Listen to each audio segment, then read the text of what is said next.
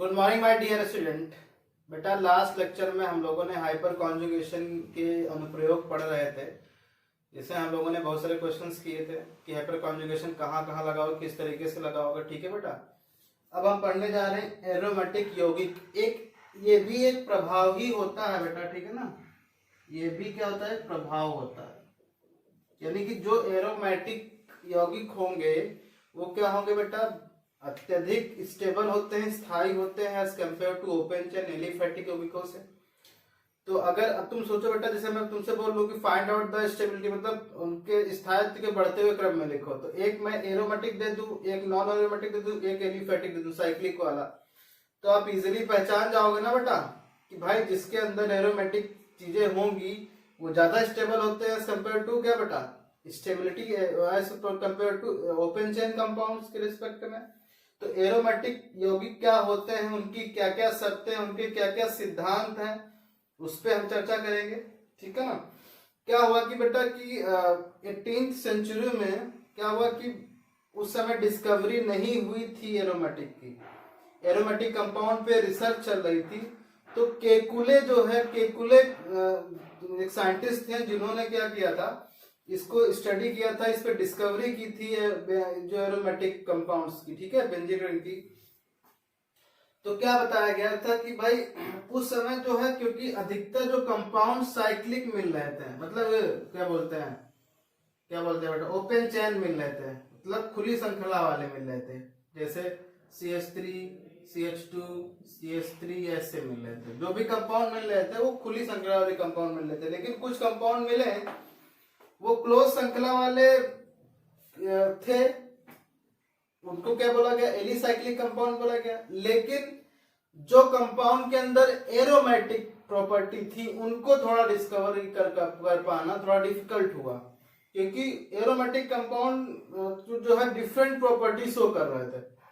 ठीक है, तो उनको स्टडी करना स्टार्ट हुआ, तब ये पाया गया कि जो कंपाउंड क्या होते बेटा, जिनके अंदर बहुत सारी सिद्धांत लागू होते हैं, धीरे धीरे स्टार्ट हुआ।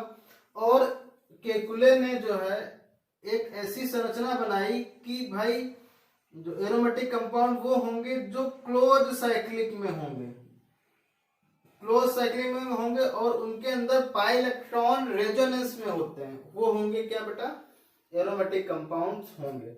तो इसी तरीके के सिद्धांतों को हम बहुत सारे सिद्धांतों को स्टडी करेंगे और पता लगाएंगे एरोमेटिक कंपाउंड कौन से होते हैं, कौन से नॉन एरोमेटिक कंपाउंड होते हैं, कौन से एंटी एरोमेटिक कंपाउंड होते हैं। तो एंटी मतलब जो एरोमेटिक की विपरीत शर्तें लागू करेंगे वो एंटी होंगे, और नॉन एरोमेटिक कंपाउंड होंगे जो शर्तें जो लागू नहीं होंगी वो क्या होंगे बेटा, नॉन एरोमेटिक कंपाउंड होंगे। ठीक है, देखो प्रारंभ में एरोमेटिक शब्द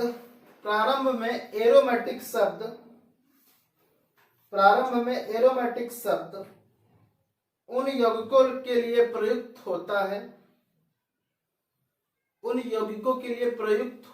था।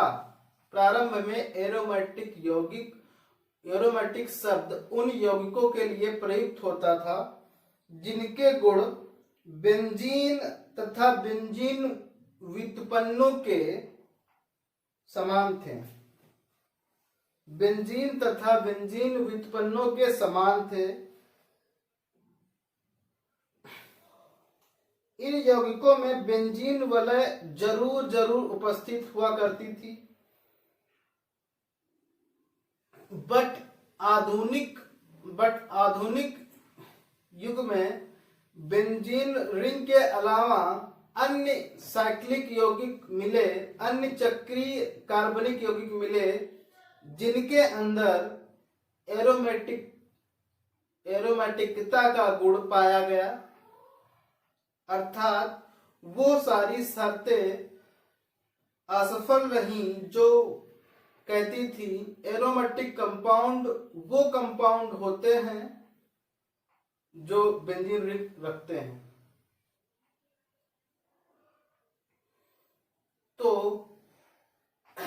तो एरोमेटिक कंपाउंड के सिद्धांत, एरोमेटिक यौगिकों के लिए सिद्धांत, पहला सिद्धांत है बेटा, सिद्धांत जो है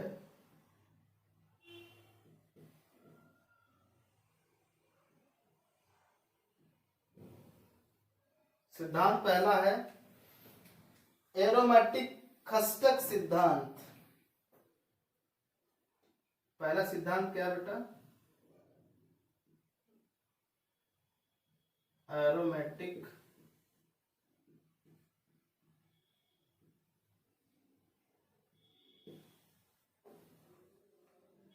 खस्टक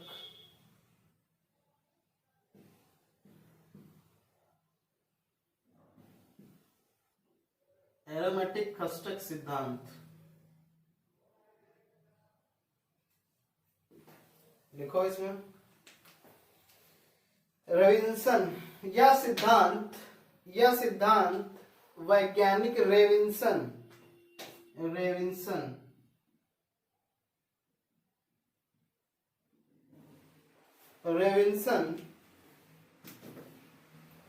ने प्रतिपादित किया था।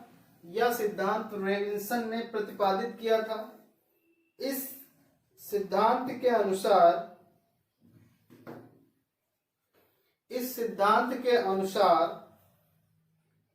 कोई भी समतलीय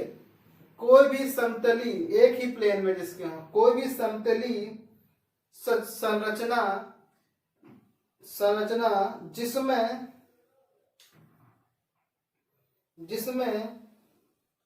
जिसमें चक्रीय संरचना हो तथा जिसके अंदर 6 पाई मुक्त इलेक्ट्रॉन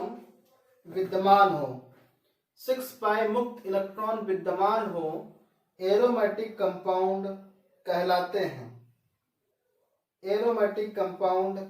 हैं। जैसे देखो बेटा,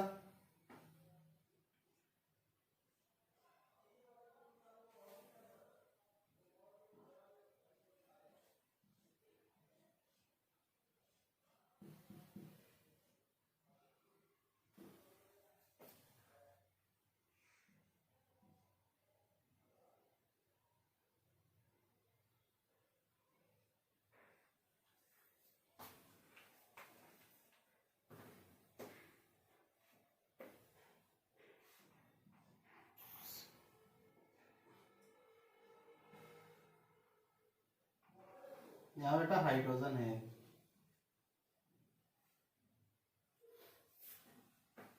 हाइड्रोजन नहीं है, सॉरी।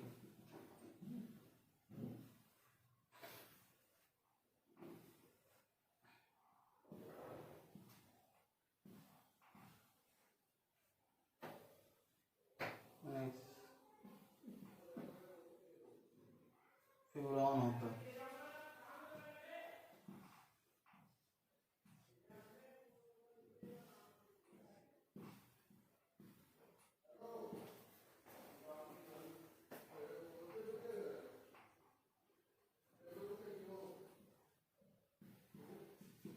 ठीक है, ये है बेटा बेंजीन। ये क्या है बेटा? बेंजीन है। ये है पिरिडिन।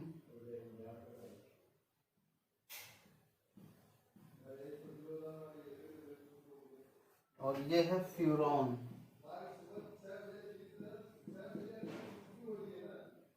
ठीक है, अब देखो इस सिद्धांत के अनुसार कि कोई भी साइक्लिक समतलीय रिंग होनी चाहिए और दूसरी बात उसमें 6 पाई इलेक्ट्रॉन होना चाहिए। देख लो मुक्त इलेक्ट्रॉन, एक बॉन्ड, एक ये पाई बॉन्ड है बेटा, ये पाई बॉन्ड है कि नहीं है? देखो, और ये पाई बॉन्ड 2 इलेक्ट्रॉनों से मिलकर बना है। ठीक है, यानी कि बेंजीन एक एरोमेटिक ग्रुप हुई। और यहाँ पे देखो 1 2 3 4 5 6, इसमें भी 6 इलेक्ट्रॉन हो गए। 6 पाई इलेक्ट्रॉन इसमें भी है बेटा, इसमें भी 6 पाई इलेक्ट्रॉन है।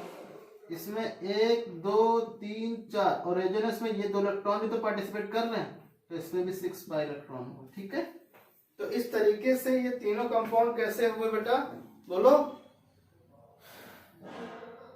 ये एरोमेटिक कंपाउंड हुए। और ये कंपाउंड क्या हुआ बेटा? कस्टक सिद्धांत बोलते हैं या तो रेविन्सन सिद्धांत बोलते हैं।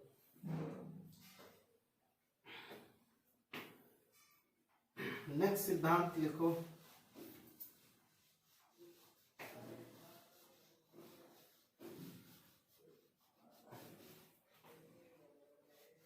दूसरा सिद्धांत है संयोजकता बंध सिद्धांत।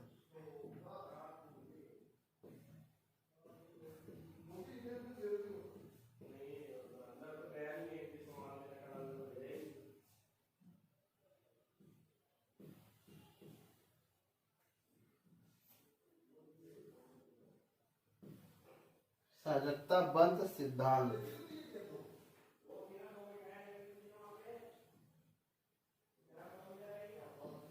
देखो बेटा, यह सिद्धांत बेंजीन की संरचना पर आधारित है। बेंजीन की संरचना पर आधारित है। इस सिद्धांत के अनुसार जब एक्स किरणों के द्वारा बेंजीन की समतलीय संरचना को अध्ययन किया गया जिसमें ये पाया गया कि प्रत्येक कार्बन तथा कार्बन हाइड्रोजन के मध्य बंध कोण 120 अंश का होता है तथा सभी कार्बन के बीच की बंध लंबाई 1.3 एंगस्ट्रॉम होती है, जो एकल बंध तथा द्विबंध के मध्य होती है। अतः बेंजीन में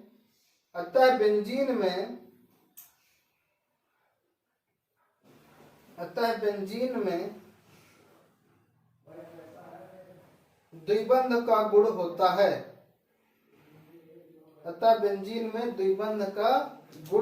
है।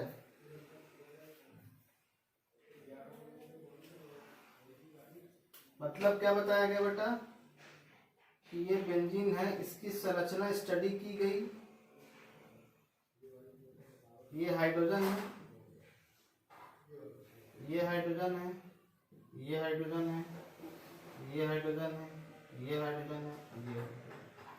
तो क्या बताया गया है बेटा कि जो कार्बन और हाइड्रोजन के बीच 120 का होगा अंश और कार्बन के बीच 120 डिग्री का कोण होगा और इनके बीच जो लंब की लंबाई होगी वो होगी 1.33 एंगस्ट्रॉम। ठीक है, 1.39 एंगस्ट्रॉम, जो कि एकल बंध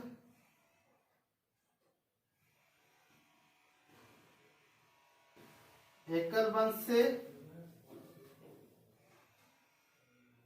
कम होगी। मतलब ये द्विबंध है बेटा,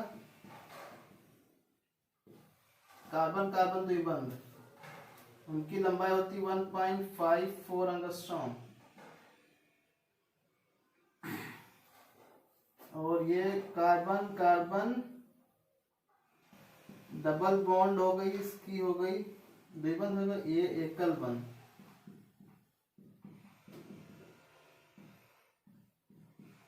वन 1.54 एंगस्ट्रॉम, ये हो गई बेटा 1.33 एंगस्ट्रॉम और ये क्या हो गया बेटा 1.39 एंगस्ट्रॉम। तो इससे तो क्या होगी बेटा, इससे तो बड़ा और इससे छोटा।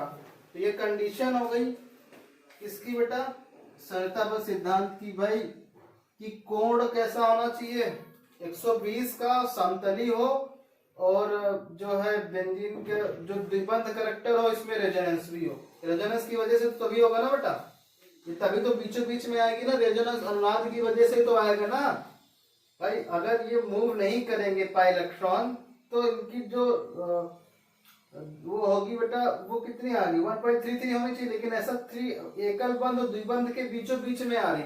मतलब क्या हो रहा है बेटा बोलो, मतलब ये कि इन दोनों के बीच में होने क्या मतलब है कि भाई पाई इलेक्ट्रॉन क्या कर रहे हैं, मूव कर रहे हैं।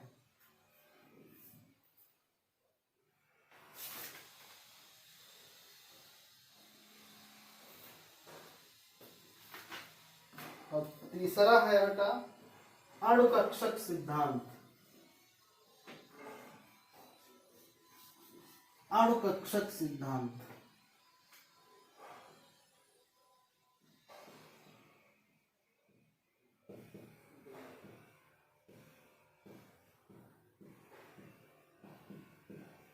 अणुकक्षक सिद्धांत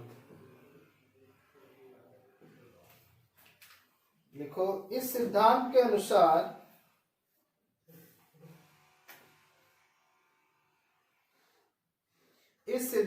अनुसार यदि कोई चक्रीय यौगिक समतली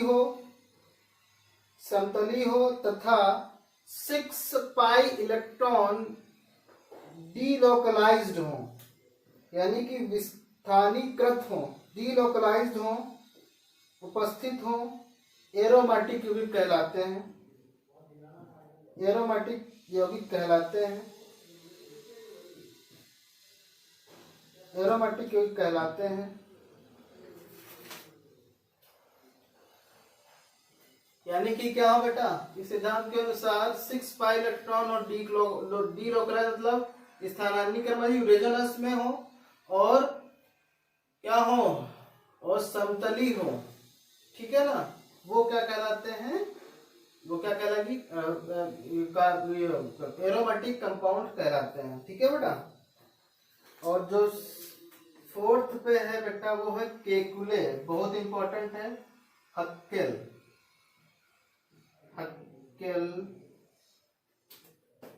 का 4n प्लस पाई इलेक्ट्रॉन नियम, यही है मेन नियम सर, समझे बेटा, यही मेन नियम है, इंपॉर्टेंट है बहुत।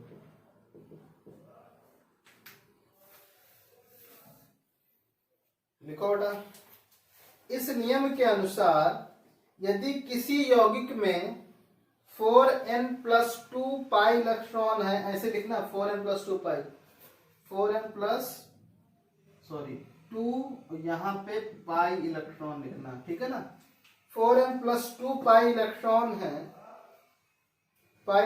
है और यौगिक की संरचना समतली है, तो वह यौगिक एरोमेटिक यौगिक होगा। तो वह यौगिक एरोमेटिक यौगिक होगा जहां पर n एक पॉजिटिव गुणांक होता है, पॉजिटिव पूर्णांक होता है। जैसे यहां पे क्या लिखोगे,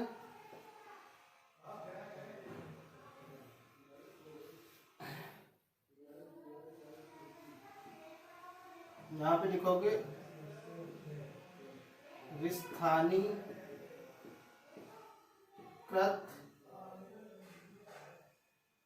इलेक्ट्रॉनों की संख्या,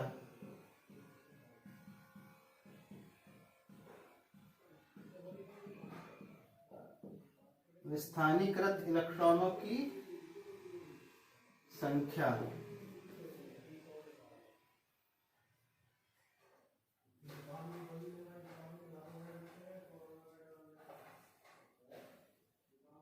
कितने हो जाएंगे, विस्थानीकृत पाई इलेक्ट्रॉन की संख्या 4n प्लस 2। यहाँ पे क्या लिखोगे, टेबल बनाओगे, यहाँ पे लिखोगे n, यहाँ पे लिखोगे n प्लस 2 पाई इलेक्ट्रॉन, यहाँ पे लिखोगे पाई बॉन्ड।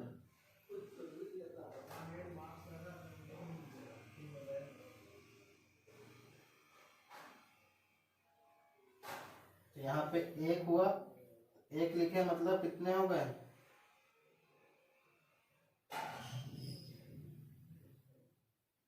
सॉरी बेटा, यहाँ 0 हुआ तो यहाँ इलेक्ट्रॉन कितने, n 0 होगा 2 पाई हुए, मतलब कितना पाई इलेक्ट्रॉन, 1। अगर यहाँ पे हम 2 रखें, 1 रखें बेटा, तो 1 कितना लिखोगे, यहाँ पे 6 पाई आ जाएंगे, और यहाँ पे कितने इलेक्ट्रॉन हो जाएंगे, 6 पाई के मतलब 3 पाई इलेक्ट्रॉन होंगे। एक, यहाँ पे लिख लो 1 पाई बॉन्ड, यहाँ पे कितने 3 पाई बॉन्ड। अगर यहाँ पे 2 लिख देते हो बेटा, 2 लिखते हो 10 पाई बॉन्ड हो जाएंगे, मतलब 5 पाई बंद हो जाएंगे। और 3 लिख दे तो 14 पाई इलेक्ट्रॉन होना चाहिए और 7 क्या हो पाई बॉन्ड हो। तो ऐसे चलते चले आओ। तो ये किसने बताया था बेटा, बोलो, ये किसने बताया था? ये हक्कल ने बताया था कि अगर संरचना क्या हो बेटा, समतली हो और इस नियम को प्रतिपादन कर, इस नियम को फॉलो कर रहा हो, 4n+2 पाई इलेक्ट्रॉन होना चाहिए। और जहाँ पे पाई इलेक्ट्रॉनों की संख्याएं कितनी होनी चाहिए, 4n+2। तो समझ जाओ क्या होगा, वो यौगिक एरोमेटिक होगा। जैसे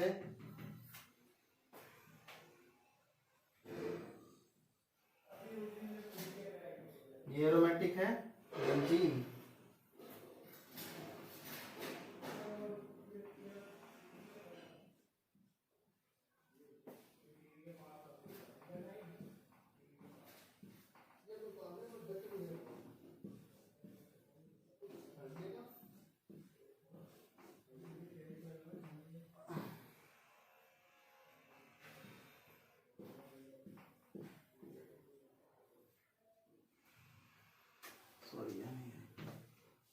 ये क्या होगा बेटा,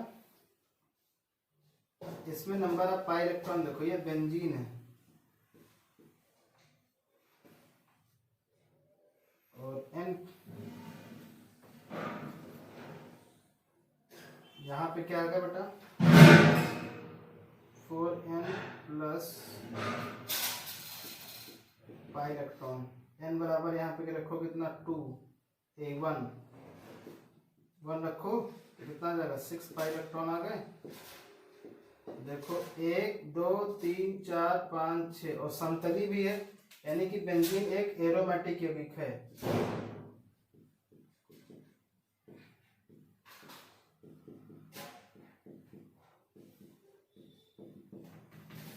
इसमें बताओ बेटा, इसमें 10 ये है नेफ्थलीन,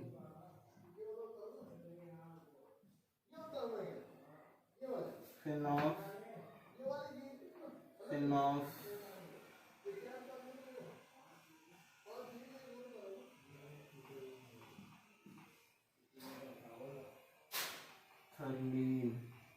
फिनोफ्थलीन। इसमें कितने पाई इलेक्ट्रॉन होंगे बेटा, 1 2 3 4 5 6 7 8 9 10 पाई इलेक्ट्रॉन एरोमेटिक। ये 1 2 3 ये है क्या, एंथ्रासीन है ना।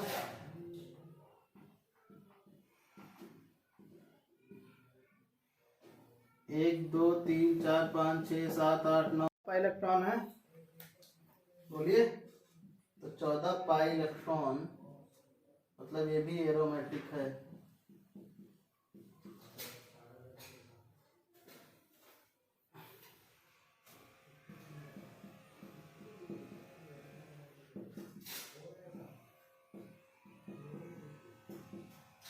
ठीक है,